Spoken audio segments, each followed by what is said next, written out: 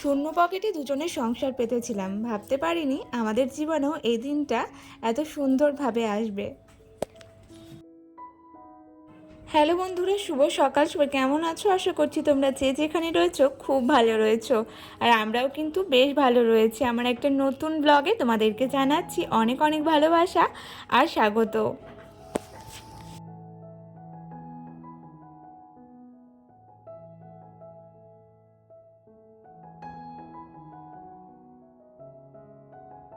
এখানে অনেক ধরনের মাছ আনা হয়েছে, ইলিশ মাছ, চিংড়ি মাছ, তারপরে বাটা মাছ, তারপরে কাতলা মাছের তেল। কে কে কাতলা মাছের তেল খেতে ভালোবাসো অবশ্যই। আর এখানে যে কটা মাছ আছে আমাদের বাড়িতে কিন্তু সবাই বেশ পছন্দ করে। আর ইলিশ মাছটা কিন্তু এবছর বর্ষায় প্রথম বাবা নিয়ে এসেছে। ওই বাবা নিয়ে এসেছিলো চিংড়ি মাছ আর হলো ইলিশ মাছ, আর এখানে তোমার দাদাভাই নিয়ে এসেছিলো বাটা মাছ আর ওই যে মাছের তেল। তো সব মাছ যদিও আজকে রান্না করা হবে না, আর এখানে এতগুলো মাছ একসাথে আনা হয়েছে, তো ছাড়াতে তো অনেকটাই টাইম লেগে যাবে, তাই ভাবলাম মার সাথে সাথে বসে আমি একটু হেল্প করে দিই। দেখবে বাজার থেকে যতই মাছ কেটে ছেটে দিক না কেন, এই যে আঁশ ছাড়াতে ছাড়াতে কিন্তু অনেকটা টাইম লেগে যায়। তো সেটাই আর কি, তো যতই বাজার থেকে মাছ কেটে দিক না কেন এই কাজগুলো কিন্তু উপরই বাড়তি কাজ। মানে তারা একদম সুন্দরভাবে তো পরিষ্কার করে না, সেই কারণে কিন্তু অনেকটা টাইম লেগে গেছে আমাদের দুজনারই। তো যাই হোক, এই দেখো মাছ একদম কাটা পরিষ্কার সব কিছু কমপ্লিট হয়ে গেছে। আর তোমাদের সাথে ভাবলাম ফাইনালটা দেখিয়ে দিই। এখন যেগুলো রান্না হবে সেগুলো মা বার করে নেবে, আর যেগুলো রাখার হবে সেগুলো রেখে নেবে। এর ফাঁকে আমিও ওই যে মামামকে খাইয়ে নিজেরা খেয়ে ঠাকুরের বাসন টাসন ধুয়েছি, মাথাটা একটু যন্ত্রণাও করছিল আর কি। আর ওই যে ইলিশ মাছ এনেছে বাবা, ওই যে মাছের মাথা দিয়ে যদি কচুর শাক না করে তাহলে কি হয়।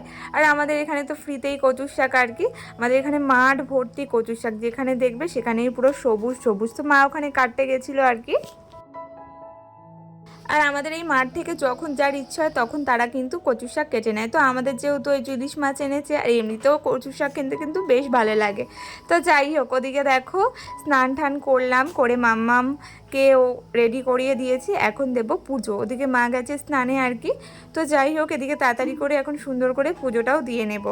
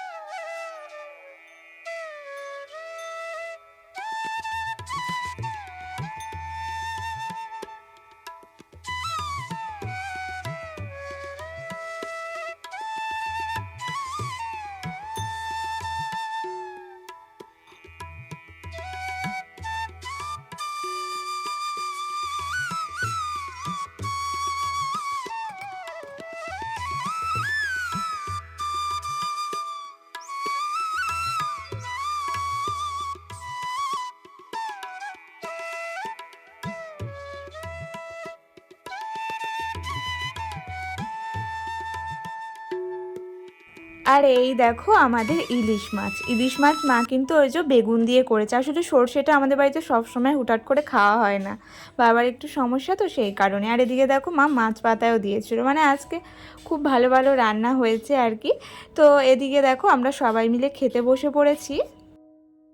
আর বাবার আসতে একটু লেট হবে, সেই কারণে মা আমাদের তিনজনকে দিয়ে দিচ্ছে আর কি। তো আজকে বিকেলবেলা আমাদের ওই বাড়িতে যাব, সেই কারণে দেখো তিনজনে রেডি হয়ে বেরিয়ে পড়েছি। বেশ অনেক দিন হয়ে গেছে কোথাও বেরানো হয় না, আর ওই বাড়িতে তো অনেক দিন হয়ে গেছে যাওয়াও হয় না।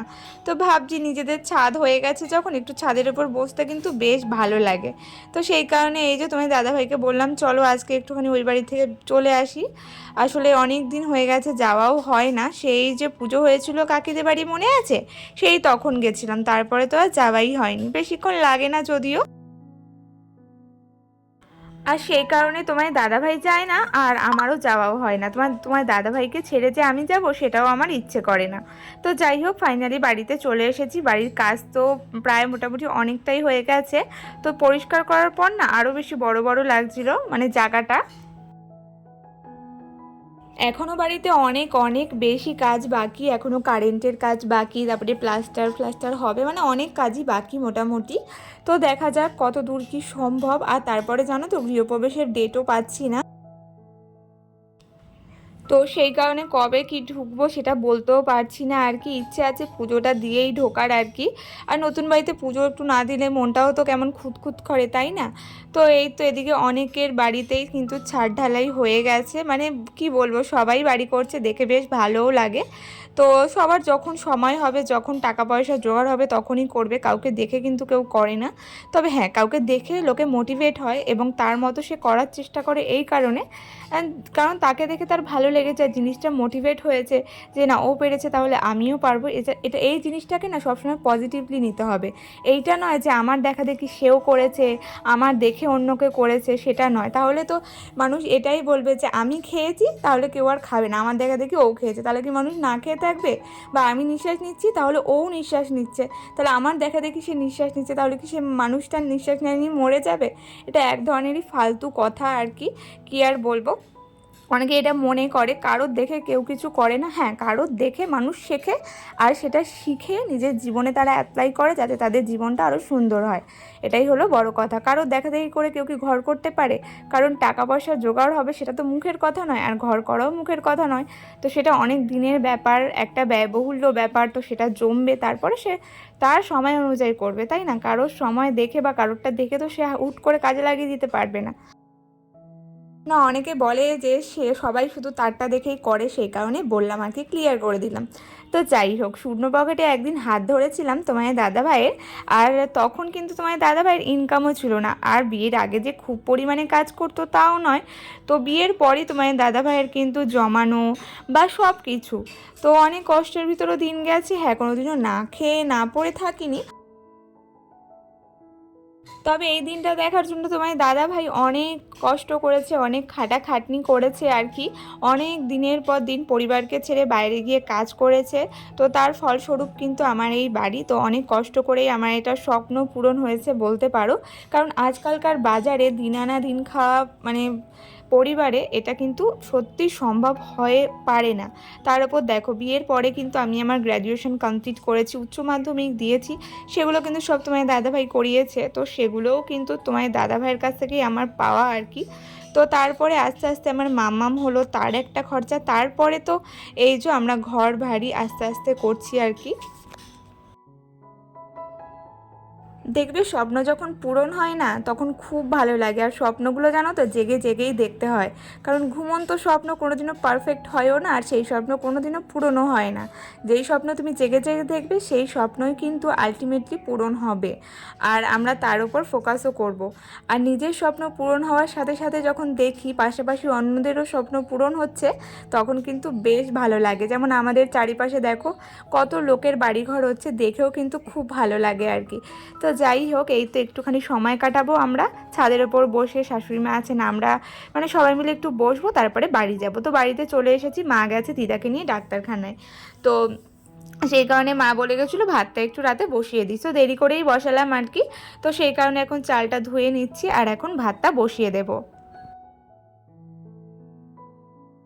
আমার চ্যানেলে যারা নতুন দেখছো বা আমার ভিডিওটা এখন যারা দেখছো, যদি ভিডিওটা ভালো লেগে থাকে তাহলে অবশ্যই কিন্তু চ্যানেলটাকে সাবস্ক্রাইব করে দিতে হবে, কারণ এমন ধরনের ভিডিও কিন্তু আমি নিয়ে আসতে থাকি। আমার খুব সাধারণ জীবন, খুব সাধারণ বাড়ির বউ এবং মেয়ে। তো সেই কারণে আমার সাধারণ জীবনটাই কিন্তু আমি আমার ব্লগের মাধ্যমে তুলে ধরি।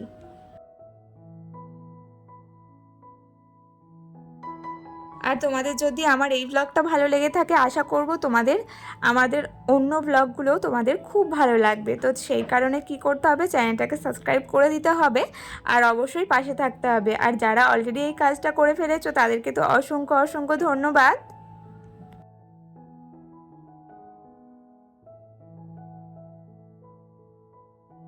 আমি তো খালি জানো তো এখন এটাই ভাবি যে ওই বাড়িতে গিয়ে আমি কি করব।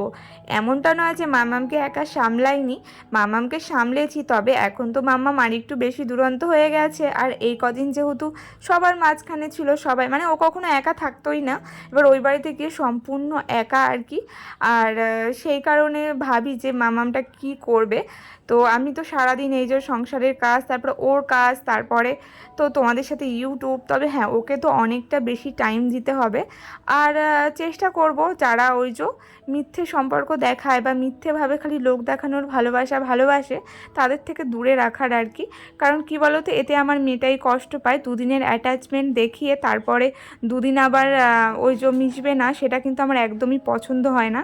কারণ কি বলো তো, সবাই কি বলো তো বাচ্চাদের সাথেই হিংসামি করবে, বাচ্চাদেরকে নিয়েই সবাই, মানে বড়দের সাথে যত ঝামেলা হোক বাচ্চাদের সাথে তো কিছু নেই।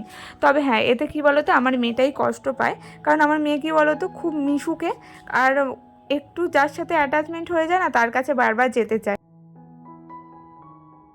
আর যখন সে ওটা পারে না তখন ও খুব কষ্ট পায়, আমি সেটা বুঝি। আমাদের বড়দেরই কষ্ট, আর ও তো ছোটো আর কি, তাই না? তো সেই কারণে চেষ্টা করব যতটা পারি মেয়েকে বেশি করে টাইম দেওয়ার। তো চলো আজকের জন্য ব্লগটা আমি এত দূরই রাখছি, সবাই খুব ভালো থেকো, দেখা হবে পরের দিন, টাটা।